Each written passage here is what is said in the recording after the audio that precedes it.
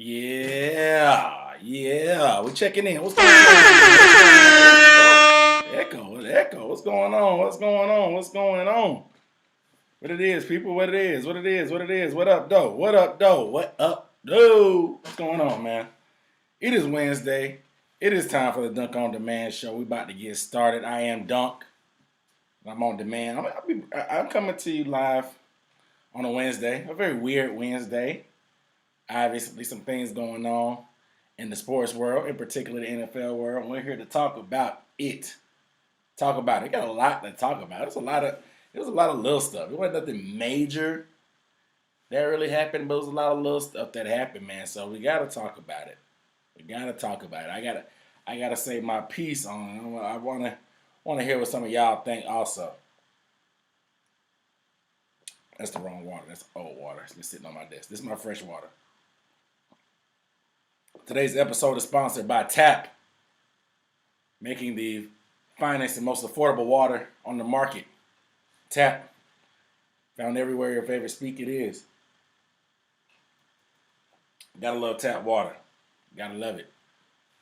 But it's just been a weird day, man. A weird day. You know, I have a corporate desk job, and I can work and listen to music and stuff like that. And sometimes if it's college basketball or something like that going on during the day or something, I'll play the game in the background while I'm working. Now today was the first time I've ever watched the NFL game at my job because I don't work on Thursdays that late. I don't work on Saturdays, and I don't work on Sundays there. So it was really weird watching a football game, NFL football game, while I was at work. The game kicked off at 3:40. And we talked about the game getting postponed last week before Thanksgiving, and I hope everybody did have a good Thanksgiving. But we talked about the game getting canceled last week. And it got moved almost a week later. Like, it's really hard. I put week 13 on my thumbnail and on the headline, but it's technically still week 12. Because the Steelers and the Ravens just finished their game. We're going to talk about that from a couple angles. But first, I want to talk about, obviously, like we always do, the health side of it, the COVID side. Well, the ramifications of this game being pushed back so far and what we saw today. Because obviously stars like Lamar Jackson and Mark Ingram did not play. They didn't. A couple other bigger name guys didn't play too, but we're not going to get into those details. I was curious to watch this day because I wanted to see what Robert Griffin III could do. I wanted to see what RG3 could do. Annie Clark in this thing, what up, though? She said she didn't like it because she was at work when the game was on, yeah. Imagine being on the West Coast. It's like lunchtime. Could you imagine being in California, you watching NFL football on your lunch break?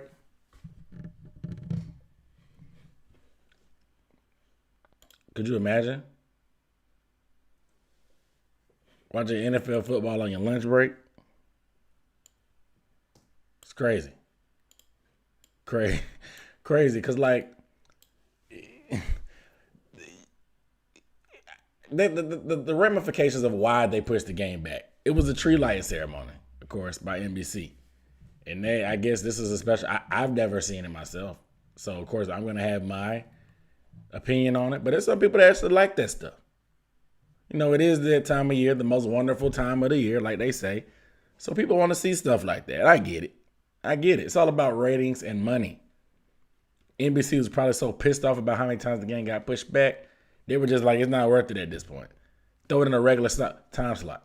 What usually comes on NBC at 3:40? Does anybody even know? Like, who watches daytime television anymore? Like, what comes on at 3:40 on NBC? Is it a talk show? Like, what is it? Because it's not Steve Harvey comes on Fox probably. If that, he may be on Facebook now. What kind of talk show is on? It's got to be a talk show. So it was nothing to bump the slot, but nobody's watching that. But there were a lot of questions, and I wanted to pay attention to the interview at halftime with Roger Goodell, and he had a conference call with the NFL's medical expert or consultant, whatever they're using this year, you want to call it, chief medical officer, something like that. Basically an expert for the COVID situation. And they had an open call, and Goodell, they asked him straight up. And I see Annie Clark talking about she never seen what they did to the Broncos last Sunday. Yeah, I tried to watch that game because I was curious, but I was just flat out bored and disgusted after a while about how bad the situation was for the Broncos. But after listening to Gooddell and just kind of taking a step back, I got a little bit of a different perspective. Now, I will say this. Saints fans can never complain about the NFL just having it out for them. Because as bad as it seemed for the Broncos, they still made them try whatever kind of player they had at quarterback. I know they had a wide receiver at quarterback. He had one completion. He had more completions to the Saints than he did to his own teammates. His only completion was a screen pass. Imagine how helpless you feel being in a game like that. Imagine. And because some guys didn't want to wear a mask. The NFL was trying to send a message. They really were. I think so. But the reason why Roger Goodell kind of got into why they didn't reschedule that Saints and Broncos game is because it wasn't for medical reasons. The reason why they didn't have a quarterback was on their own fault. They're the one that wanted to meet. They're the one that didn't want to wear a mask. They're the one that didn't want to follow the rules. The NFL rolled back that tape, put them all on the COVID list. They couldn't show up. All of them. They all got fined by the Broncos organization too. They all got fined. But Goodell was like, if it's health reason like an outbreak like the Ravens or the Titans, yeah, we'll move the time slot. But if it's just your lack of attention to detail or respecting the protocols that's in place, they're not going to have any sympathy. He didn't say those exact words, but that's pretty much what he was getting at. What up, Rocket Man? That's basically what Goodell said. He was like, if it's health concerns and it's a breakout, that's cool. We're going to give you the benefit of the doubt. But if it's just y'all being stupid, not wearing masks, they have no sympathy for that. You got to take that medicine. Imagine being a wide receiver playing in that game. Like, wide receivers are already crying for the football all the time. Even when teams are passing 30-something times a game and completing 20-something passes. Imagine playing in a game where there's one completion and it was a screen route and you're playing wide receiver. Imagine that. It must feel like some of those guys that play in those wing T offenses in college that they know they're not getting the ball. You can try to run these routes when they have the opportunity, but you're probably not getting the ball. You're probably going to be blocking most of the day. And a lot of these guys' contracts are based on statistics. So if you're a wide receiver and your quarterback is not wearing a mask and he can't play, you mad at him. He fumbling the bag for you. So it's a bigger issue than just them sitting out. And it was just funny to me how Roger Goodell tried to put it like that, saying that if it's a health concern or the outbreak, they would cancel the game. If not, if you're just not following protocol and it's just something that happens, they're not canceling the game. They said they're always going to put health over business and competitive issues. So tell me why, if that's the case, we got all these players testing positive the day after games. I don't understand how you can play in the game the day before but then test positive the next day and stuff it turns out being okay. Oh, that just happens. And Goodell, with other stuff he said, he was just like, the reason why he kind of just pointed the finger at the teams. That's what it seemed like. He said that the protocols that they had in place, were great protocols, great procedures. He just said it's more people doing what they're supposed to do and then the procedures not being good enough. Basically, people aren't doing what they're told. I think it's a combination of both. The NFL is not blameless. Let's be for real. They're not blameless. It's too many moving parts, like I told y'all. Without a bubble, it's too many moving parts. So the NFL ain't blameless, yo. So for Goodell to point the finger at the organizations, it says a lot because I don't think he's completely wrong. But he is wrong for acting like the NFL hasn't done anything that was slack in general, you know. Now y'all conscious about health, but when it comes to like the game and concussions and all this and that, y'all don't put health over business. You know, like you blaming the teams for not following protocol. You're saying you're not going to cancel games just because one particular position group is injured or out or on a COVID list. You're not going to make any exceptions to make the game seem more competitive or whatever by letting a coach play for the team. You said you're not putting health over business, but we still have these issues with concussions. You know, the NFL acting like they were oblivious of the inherent risk of having concussions. They paid multiple settlements about that, but they want to put health concern over business and competitive issues. Okay. But yeah, that game was fun though. It was fun to watch. It's good to see RG3 actually do something. I love defensive games, and it was closer than we expected. I'm not gonna lie. Rocket Man said, "Did I see Benny Snell get stiff armed by Marcus Peters?" I did. It was just funny to me how Marcus Peters like tripped him up after he stiff armed him. He ran through him. He like turned around and slapped his foot so he would trip him up. So we still made the tackle. Just got ran over in the process. It was a speed bump. That's what we like to call it. Speed bump, turnstile, what else? Any word you can think of. A sip of Sprite. But I want to talk about the Steelers, man. It's about that time. They're 11-0. 11-0. You wouldn't expect it the way they look, but they are 11-0. Wasn't pretty today. Definitely wasn't pretty going up against a practice squad team. Going against some has-beens. Not really some has-beens, just RG3 and Dez Bryant. Guys that we used to know. They even saw Trace McSorley in the fourth quarter after RG3 went out with an injury. I mean, he was taking some shots.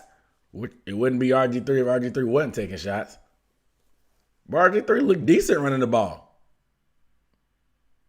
You know, I got kind of tense every time he ran the ball and took a lick because we know the history he's had. And I like RG3. But nobody expected him to be that competitive against the Steelers. Not the 10-0 Steelers. I don't care how many days off and delay and rusty you've been. Nobody expected the Steelers to be like that. And the rest did show with the drops in the red zone by the receivers. And, of course, they had their own star running back, James Conner, that wasn't playing. But offensively, they struggled at times. I mean, the Ravens have a great defense. These two defenses we saw today are great.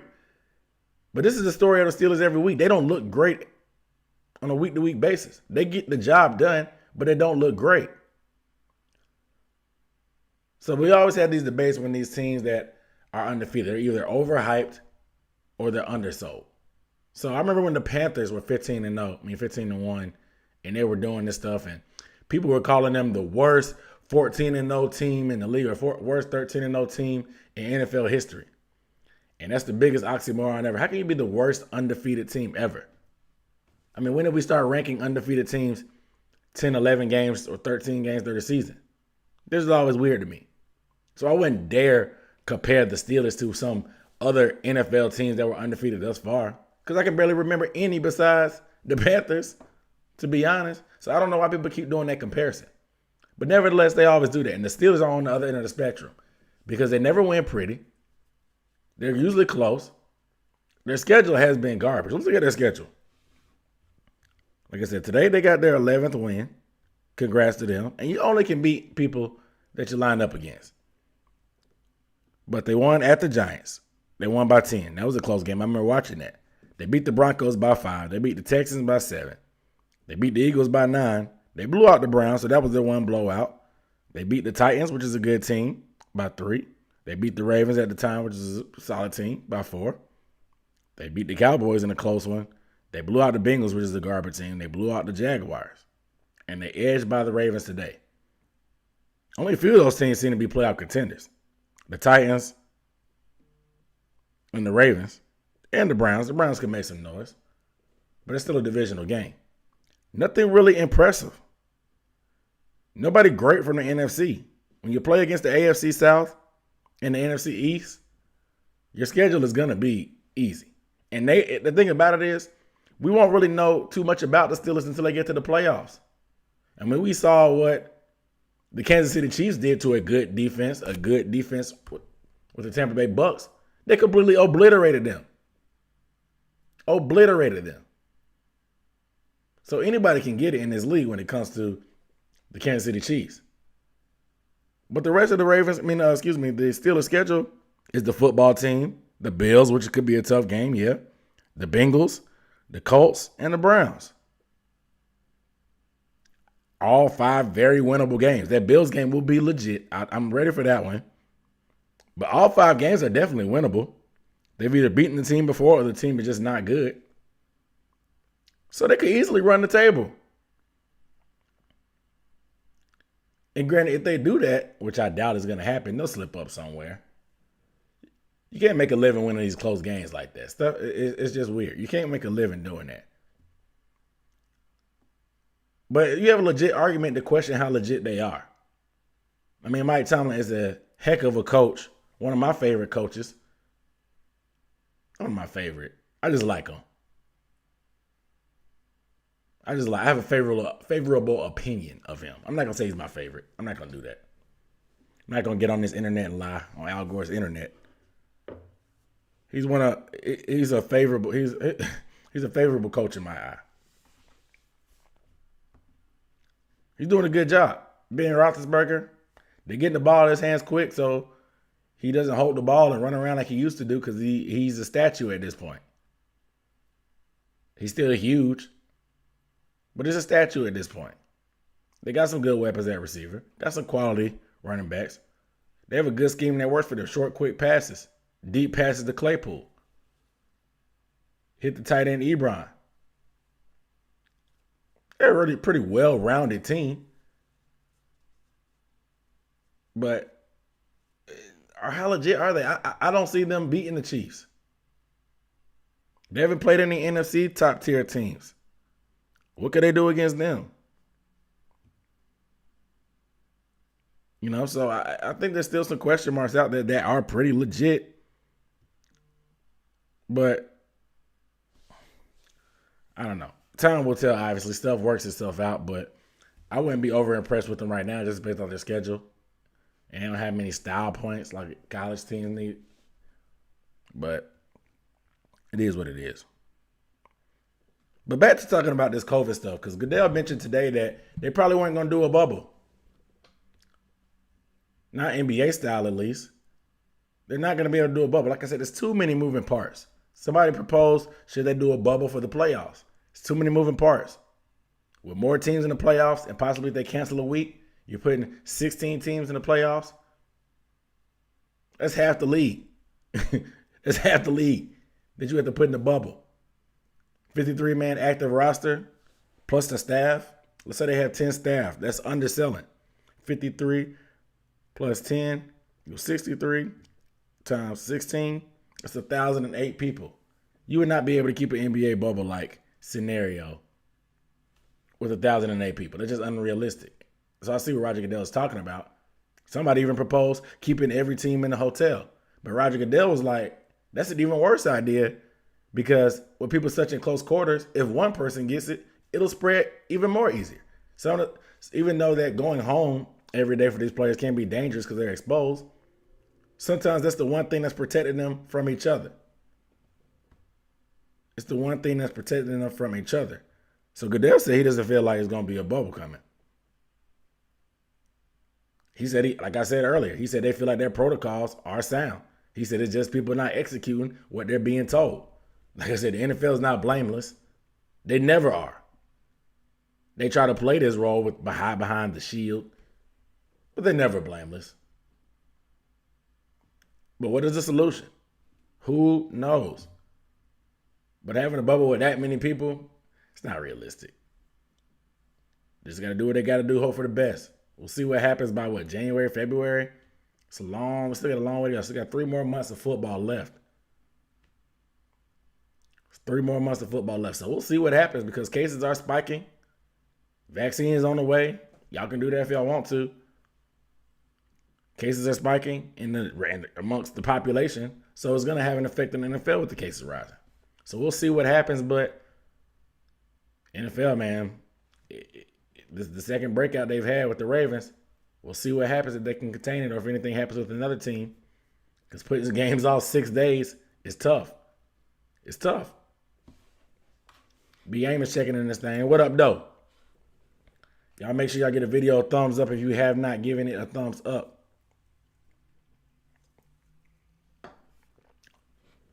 Make sure you give it a thumbs up. Y'all don't be paying attention to my outfit I be bringing to the table. Like I got the. See, I like to go thrifting for sports gear. I got the throwback Georgia Tech sweatshirt on, and I got the BCS. Y'all see that? The BCS hat. BCS hat. That's a classic. Yeah. Some of y'all don't. Y'all even remember the BCS? Y'all too spoiled by the college football playoff. Y'all forgot about the BCS and how much we used to argue every year. We had computers. There wasn't no humans in a committee picking stuff out. He had computers, coaches, the Harris poll. I don't even know what the Harris poll is. All kind of stuff. The BCS. It was a disaster. But the main thing that people hated about it was the most that the NCAA loved about it because it was always something to argue, always some headlines and stuff and controversy. RIP to the BCS. Gone but not forgotten. All your headaches that you gave us. True one in this thing. What up, though? What's going on, man? Hope you had a good Thanksgiving. But let's talk about these Broncos again, man. So, of course, the Broncos. We all know what happened. They played without a quarterback this past Sunday. It was ugly. Phillip Lindsay ran the Wildcat till he couldn't no more. He hurt his knee. They only completed 1 pass. They had a rookie who hadn't played quarterback in 5 years starting for them. He completed 1 pass. It was a screen. Like I said, he had 2 picks. Completed more passes to the defense than the offense. Nevertheless, Vic Fangio and the Broncos, John Elway, GM, did you hear what they decided to do? Did you hear what they decided to do with the team? Because you know they got Drew Lock, Rippin, whatever his name is, Brett Rippin, and Blake Bortles. They've actually told Blake Bortles to stay home. Like, don't even come back to the facility. Stay home. Like, no, don't even worry about coming into work today. Usually when you get that phone call, usually fired. But not in the COVID scenario, not in the NFL, not when you're a mediocre quarterback like Blake Bortles. Stuff tends to always happen good for the worst quarterbacks. Remember when Jay Cutler got pulled off the streets by the Dolphins to make all that money? It was like $10 million. Mike Glennon is getting the chance to start in Jacksonville still. After how bad he was after he got that money in Chicago. Still getting money. And what's the other guy's name? The old guy. Josh McCown. Josh McCown's still getting that check. Not to show up to work. Just like Blake Bortles. These agents are getting hip, man. Blake Bortles, they don't want him to catch COVID. They don't want to have a scenario where they don't have any quarterback without COVID. So they said, Blake, you probably had no chance of playing for us anyway. Just stay home. Don't come in at all. You can attend the virtual meetings. You can be there in spirit, but stay home. We'll give you $132,000. Blake Bortles is on a 1-year, $132,000 contract to do nothing. To stay home. We had to stay home during the pandemic. All we got was $1,200. Blake Bortles is getting $132,000 to stay home so he don't get COVID. Ain't that crazy? Like I said, we did it for free. We got a little $1,200 chump change or Trump change, whatever you want to call it. But we only got $1,200 to stay home because of COVID, and not get COVID. Blake Bortles getting 132, 6 figures to do nothing. Ain't that something? It's funny, man, when you're getting paid to go away. Last team that paid him to go away was the Jacksonville Jaguars. Their price tag is a little bit more expensive, though. They paid about $6.5 million in dead cap to make him go away when they got him out of that contract and got him up out of Duval.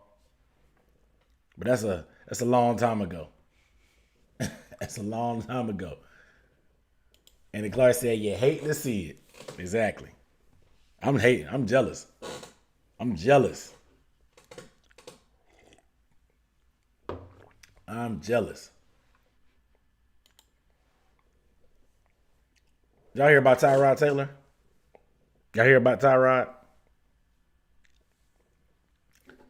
You know, he been really off the grid for a minute ever since that punctured lung incident, and Justin Herbert has been balling out. He really been off the grid, man. I like Tyrod too. I like him. Man. T-Mobile, that's what his nickname is, T-Mobile. I like Tyrod. He's a stand-up guy, in my opinion. Apparently, he's not taking a grievance against the doctor or the team for puncturing his lung. Now, that's crazy to me.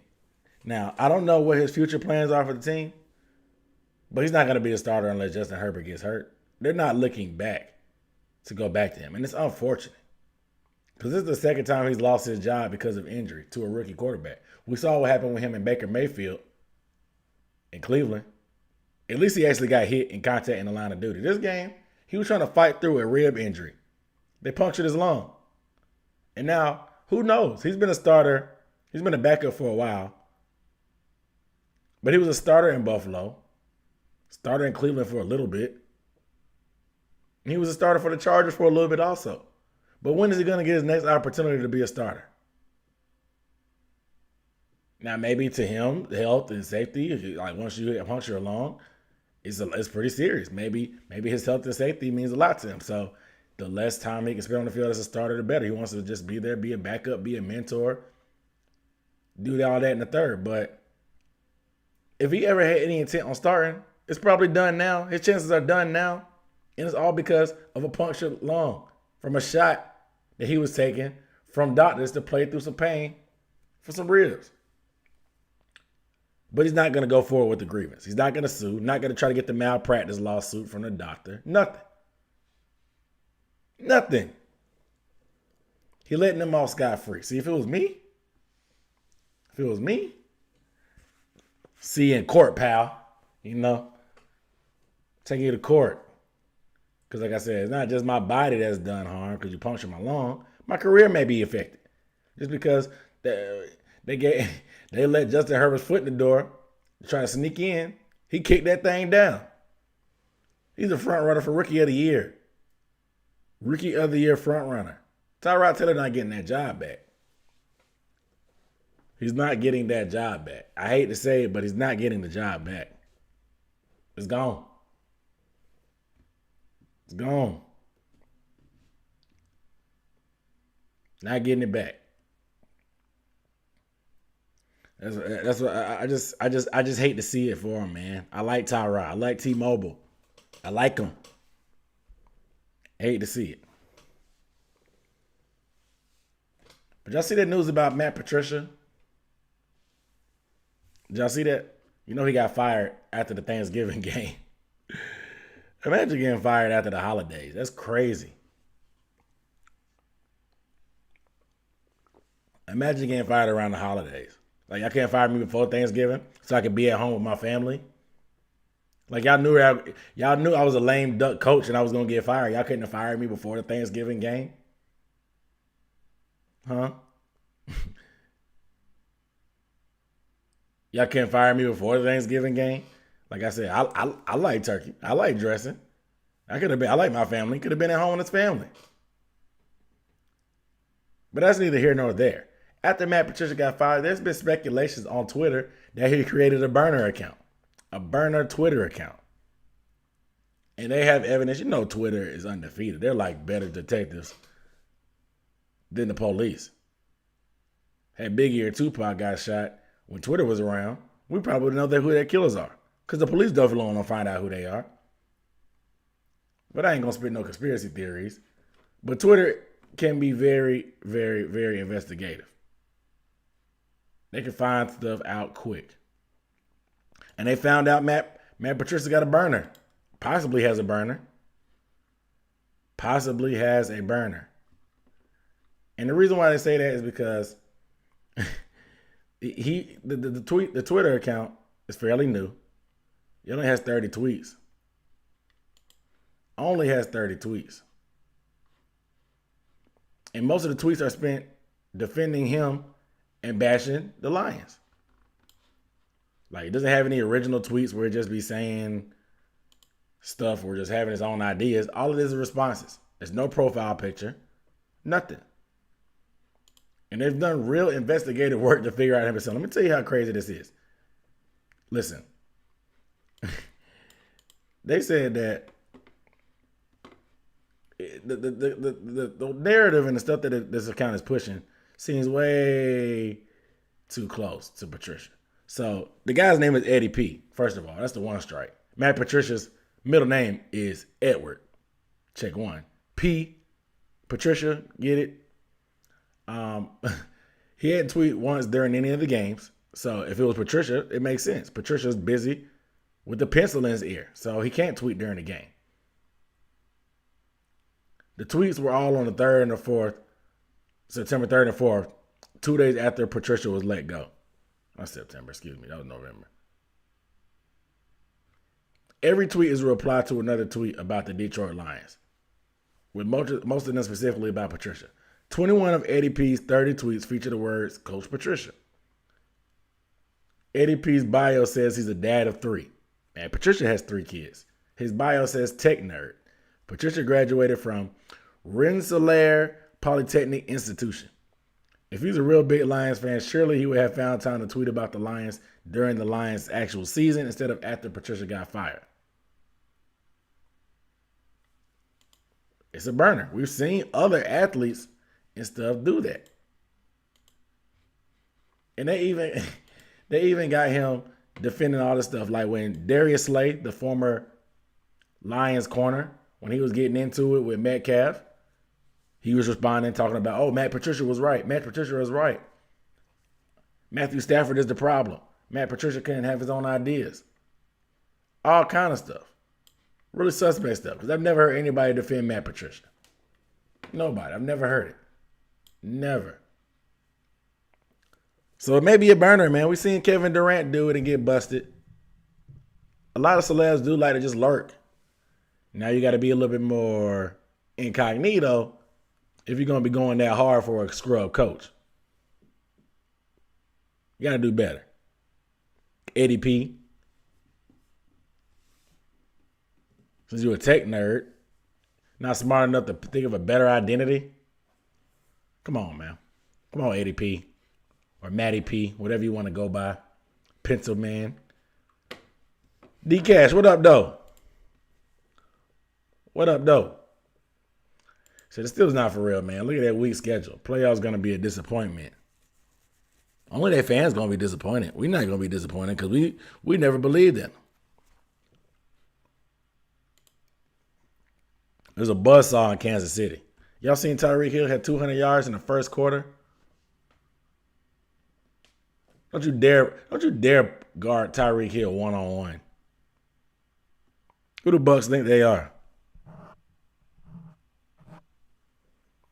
Who do they think they are? Don't you dare guard Tyreek Hill one-on-one. It's career suicide. But speaking of the Bucs, there's been a lot of narrative about Tom Brady, man. Let's talk about it. And I'm not even a big Tom Brady hater, but it's got to be said, man. Like I tell everybody, I used to hate the Patriots just like everybody else. Tom Brady along with it. But they had been good for so long. They've been good for 20 years.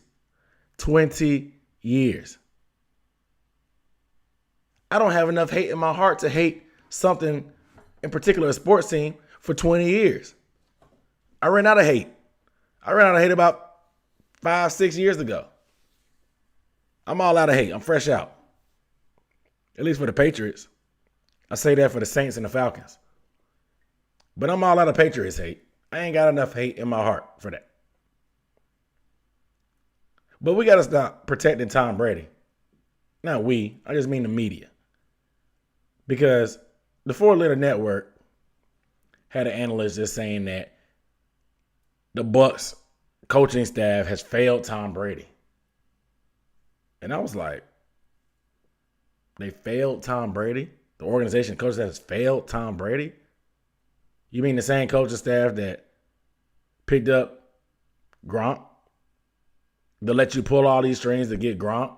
AB in here, that let you get AB in here? A head case who nobody clearly wanted to sign on the team? Leonard Fournette, who's been hard-headed in most of the places that he's been? Pretty much went all in on the team to get a ring for you, give you everything you needed. They drafted offensive linemen early in the draft. They failed Tom Brady. They're doing everything they needed to. It's Tom Brady that's playing bad, that's not doing what he's supposed to do. He's actually seeing some competition instead of 6 cakewalk games in the AFC East.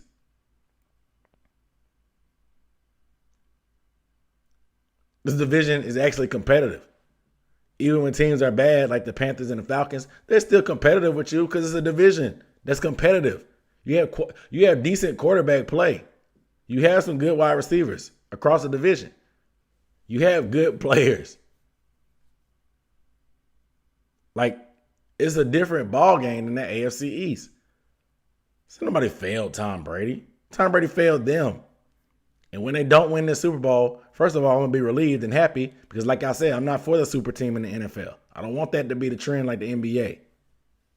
You see how this flip-flopping every offseason. Hell, Westbrook just got traded to the Wizards from John Wall. Kevin Durant and Kyrie in Brooklyn. LeBron and AD in LA. LeBron went to South Beach with D Wade and Chris Bosh. I don't want that for the NFL. So I don't want you to be able to buy a ring because chemistry and all that stuff is important. We need the Bucs to lose. So I'm glad to see them implode. But don't you dare try to point the finger at the organization. When Tom Brady out here looking not like much of an upgrade from Jameis Winston. Let's be for real. Jameis Winston turning that thing over. Jameis Winston had highs like Tom Brady has highs. But Jameis, he has lows too. Granted, it's unpredictable. But Tom Brady, you have way more weapons than them. Like, you went to a team that had weapons with Godwin and Mike Evans and Cameron Brate and O.J. Howard. You went to a team that had weapons. But they failed him. Nah, come on, man. Come on. Got to stop defending Tom Brady, dog. Y'all be scared to call these OGs out? I've been calling out Drew Brees for the past 2 years.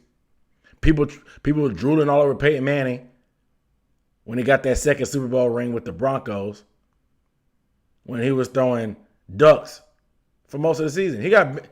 He barely got his job back from Brock Osweiler. It took Brock Osweiler to lay an egg for Peyton to get his job back. And then they just want this storybook ending that he came back from the neck injury, came back and got his job back, ended up winning the Super Bowl, riding off into the sunset. He knew what time it was.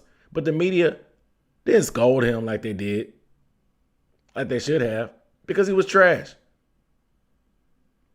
He was trash. Let's call a spade a spade. Tom Brady's falling off. Call a spade a spade. Don't be scared. This ain't the old days. Make accurate observations, I've been calling out Breeze for years, man. Somebody has to say it. Somebody has to say it. Andy Clark said she thinks Tom Brady bit more than he could chew. Aaron's been doing that to his quarterbacks. Exactly. Yeah, that's the one thing about Aaron's. He will throw somebody under the bus. He will throw somebody under the bus. He don't care if you Jameis. He don't care if you Tom Brady. Ben Roethlisberger, Luck, whoever he's coaching, Carson Palmer, whoever he's coaching. He's the definition of keeping the same energy. Now, I would say maybe Arians and Bowles aren't that good of a coach as we thought they were. But it's more so Tom Brady than anything. They have the weapons. Let's be 100% clear. They have everything they need to win the Super Bowl, but they're probably not going to do it. And if they don't, it's going to ultimately fall on Tom Brady. I don't think anybody's going to be blaming the coaches. They'll be blaming Tom Brady. But boy, E. Sims in this thing. What up, though, cuz? What up, though? So he had to check up on me, man. Hope my little cousin doing all right. Nolan. I don't know when I'm gonna actually get to see him. Maybe I don't know what the Christmas plans are. Worst case scenario, I guess the wedding next year. Man, maybe walking by then. Who knows?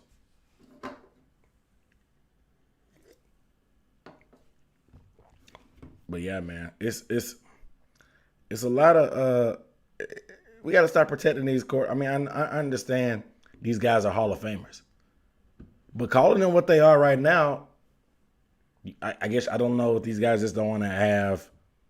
They don't want to seem stupid because some of these guys have like cult-like followings that would destroy you if you talk trash about some of these legendary quarterbacks. But these people act like they're scared. Let's call a spade a spade.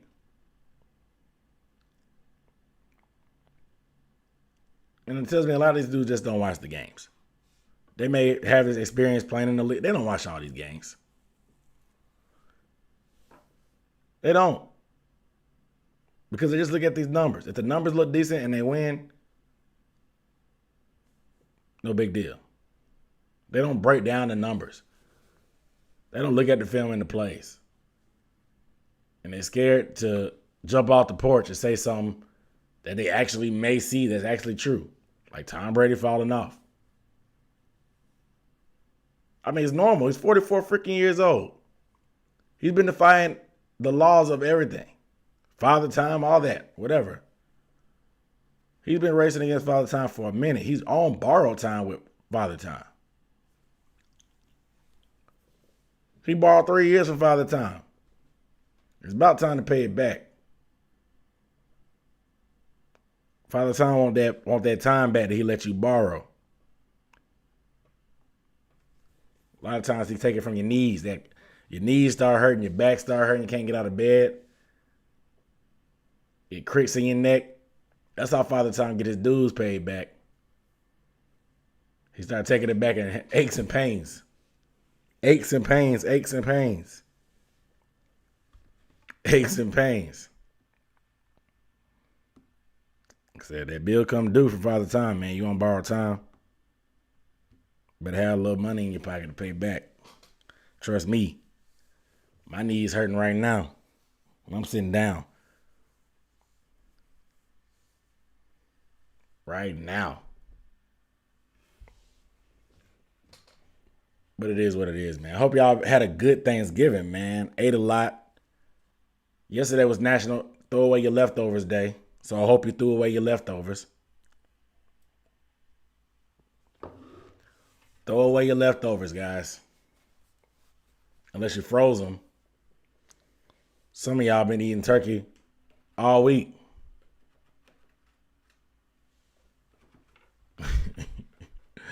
Andy Clark said that Peyton Manning needed somebody to tie his shoes. Yeah, probably because the head too big. He bend over, it weigh him down, and probably fall over. Do a full roll. Peyton Manning really had a huge head.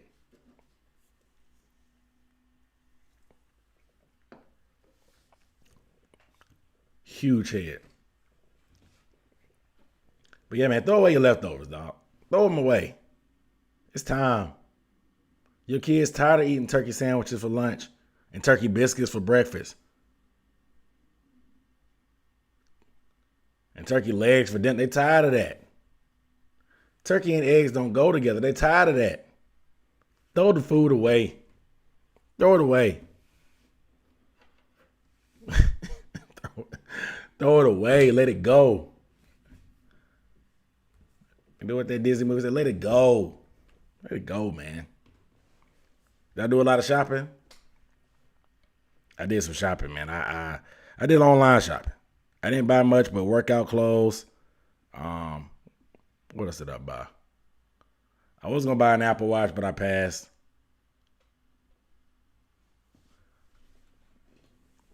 I try to do better. I don't need any more TVs. Apple Watch. I just can't see myself buying an Apple Watch for that much. So that's why I'm still on the fence about it. And of course, she ate the last of her leftovers today. Now, when you go to work tomorrow feeling all nauseous because you ate that week old Thanksgiving food, don't say Dunk ain't warn you. I don't want to hear it. I don't want to hear it. I don't want to hear it. About a Samsung 70-inch TV. Where you putting that at? On the side of the house? Nah, I do need a 70 inches. That's probably the ideal big screen size. I need one of them. I think the biggest I got is 55, maybe 60. I need to go up another size, though, eventually.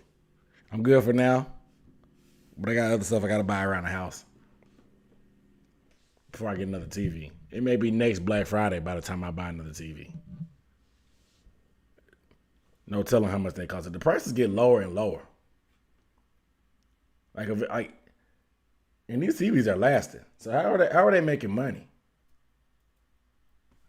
How are these TV companies making money? Like, who still doesn't, like, at this point, everybody should have a big screen, flat screen TV. Like, they on sale like, you can just wait till Black Friday every year and you buy one. I think I had bought one TV every year for the past 3 years. So I'm good. I got the 32-inch in the office. I got the 50-inch that I bought on Black Friday for like $177 3 years ago. Got the 55-inch downstairs that I just copped. 50 in the room. Like, got plenty. Ever said he trying to get like any. 70 is decent. You can probably get it for a decent price. You can get 70-inch TVs for 50-inch prices. 50-inch used to be $500-$600. Now they $200, $250. You can get a smart TV for the low. Don't let these brands fool you. I would never bought a Samsung unless that thing it must be one of them curved TVs. Otherwise, I'm hitting up the TCL, Hitachi. You know what I'm saying? Nothing fancy. Hitachi. I ain't got it like that. So $649 at Best Buy. See, yep, exactly. That's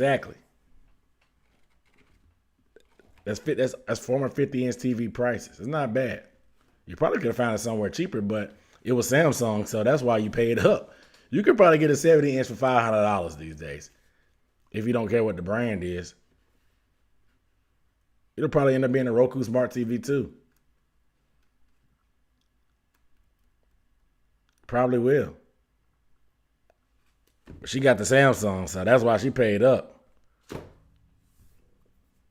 She team Samsung for real. She said she got the. And you had a Samsung phone too.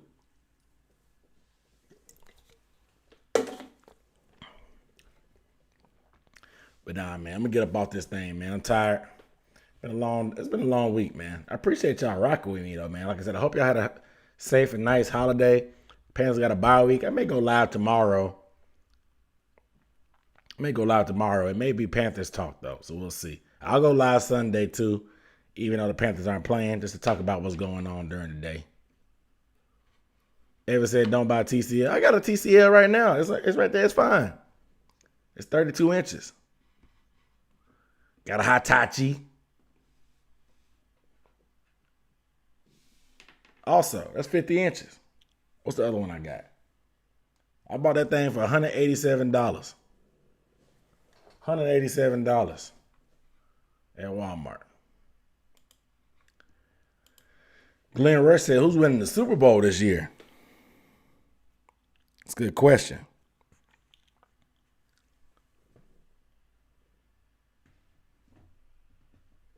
Good question. I got Kansas City again, man. It's not a spicy take. I got Kansas City winning again, man. I got to win it again. I mean, they've only lost, one game? To the Raiders? A divisional game? People slip up. Players slip up every now and then. But they just destroyed the Bucs. Everybody's August Super Bowl favorite. Except back in August, everybody had the Bucs going all the way. I think they're running through the Steelers. I think Kansas City is running through the Steelers. Period. It could be a good game, but too many weapons. Patrick Mahomes too good. This is the way it's going to be for the next 10, 12, 15 years maybe. That Mahomes in the league. It's going to be tough, man. As long as they got Tyreek Hill, Travis Kelce, Pat Mahomes, it's crazy. You just fill in the blanks with whoever you want after that.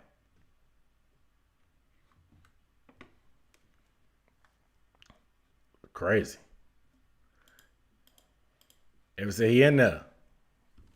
Bet. No Thursday NFL game tomorrow either, so shoot. Might as well. Saturday, Atlanta beat the Raiders 43-6. Look, I don't know what happened, yo. Like, I thought I was buying into Gruden and the Raiders. I bought into it. But the Falcons 43-6. And they kicked a lot of field goals. I was more surprised about their defense. I was more surprised about the 6 points than the 43. Now that's wild. The Falcons, when have they had an output like that defensively? When's the last time the Falcons have had only given up 6 points in the game? When? They never have a defense that's like that. Yeah, I know they had that top 10 defense that one year they went to the Super Bowl. But when have they had a defense that could just obliterate somebody like that? 6 points? 6? Not 7. 6. Not 5. 6. 6 points. 6. That's wild. I don't know. That's why I love the NFL. It's so unpredictable.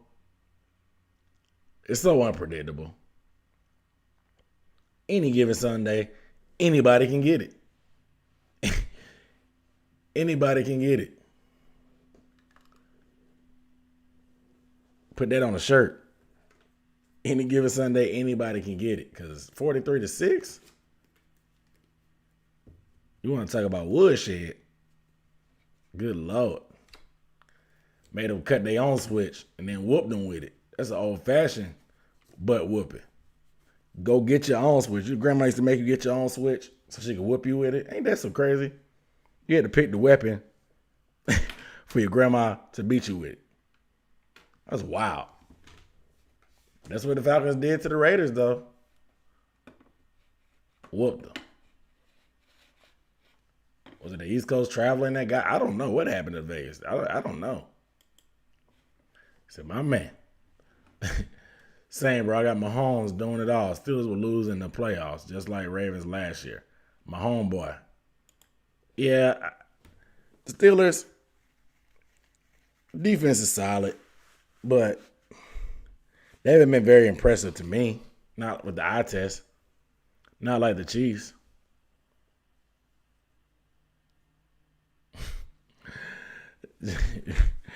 And Clark says she hoping the Chiefs get in on the 20th so they can get that upset. Look, the Saints, the way they've been winning with Taysom, it's not sustainable. But like I said, they have a very favorable schedule. So if Drew can come back for the playoffs, Maybe he can right his wrongs. I still don't believe in Drew. Y'all know how I feel about Drew. I don't believe in Drew. But at the same time, if you can make a run, it's one last push with Drew. If he's healthy, if Taysom can steady the ship because the Bucks are falling off, I think the division is pretty much almost locked up for the Saints. They're 9-2. They swept the Bucks. The division is pretty much in the bag. They just got to stay healthy. Kamara's got to stay healthy. Michael Thomas, Drew Brees got to get healthy. Just got to keep the ship steady. They got the Eagles, the Chiefs, the Vikings, and the Panthers. Obviously, the Eagles should be a win. Oh, they got the Falcons too. I'm sorry.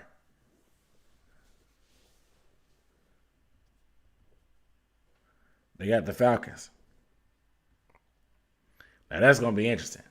The Falcons, after building that momentum off of winning 43-6, can they carry that? Keep that same energy. They're going to be at home this time at the Dome. I can actually watch that game. If it wasn't the pandemic, it would be a perfect time for me to go watch that game and go laugh at both teams. Because it's right here in my backyard in Atlanta. Panthers on a bye week. But it's a whole pandemic outside, so I ain't crazy. Not crazy enough, at least. I ain't risking my health to go watch the Falcons and the Saints. You kidding me?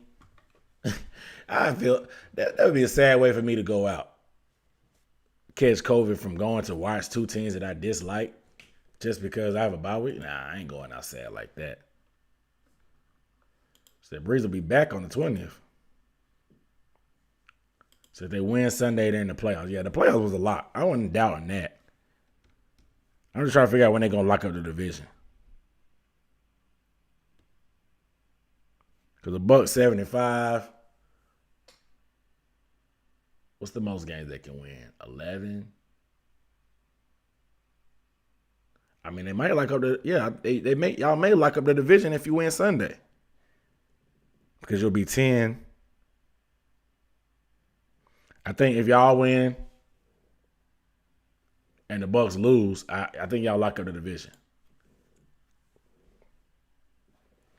Because if y'all had the same record, obviously y'all got the head-to-head. So y'all just got to win 2 more games, and the Bucks got to lose 1. So that's the magic number for y'all. I don't know. It may be interesting. I don't think it's going to be the same as it was the other week with the Falcons and the Saints.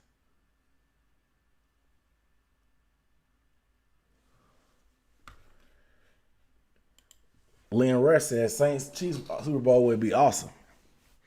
Watching me from Australia, 10 a.m. Woo! They were watching me first thing in the morning. I feel like first take. I appreciate you, man. That's mad love. Love from Australia. I feel that. I appreciate that. Much love. 10:30. Are y'all? I think y'all might be at home. Is Australia? Are y'all on lockdown in Australia?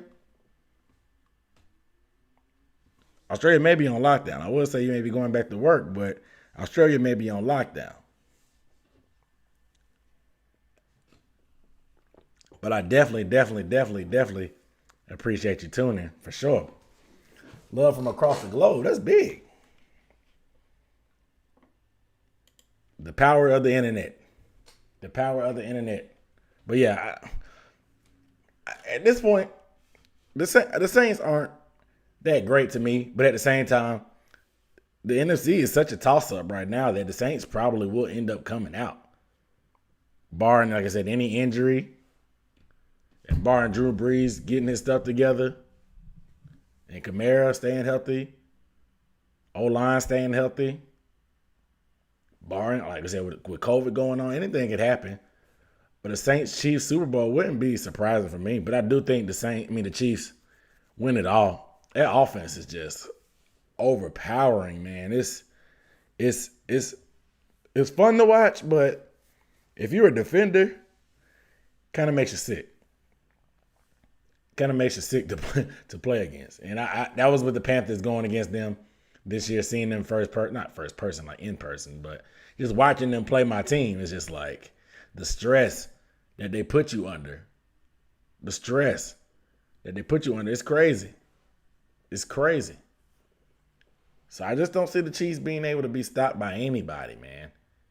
Repeats rarely happen in the NFL because anything can happen, especially this year with COVID. But I could easily see the Chiefs repeating. Easily see them repeating, man. Repeating. But yeah, man, y'all appreciate y'all tuning in, man. I'm gonna go ahead and get up off this thing, man. Like I said, I was tired. I was supposed to wrap up a few minutes ago. Y'all tugging on me. I gotta talk back. But I appreciate y'all tuning in, man. I'll be back. I'll probably be back tomorrow. Yeah, the Panthers did play them well. They played them well. They had a chance. That was Christian McCaffrey's first game back. They had a chance, but you can't let Travis Kelce and Tyreek Hill get off. Like if you let their two best players get off, you're not gonna beat them. Travis Kelce have 150 yards. Tyreek Hill have 100-something yards. You're not gonna beat them. That was our problem. But they did their thing offensively. They competed, but almost only counts in horse. Almost is cool to talk about later, but it's all about that W. Let me get up off it, man. I appreciate y'all. Like I said, I'll be back tomorrow. Video coming this week, obviously, and then live streaming Sunday. Y'all stay safe. Y'all get y'all shopping done. Protect your neck. Wash your hands. Sanitize. Cover you cough in your sleeve. All that. I'm out. Peace.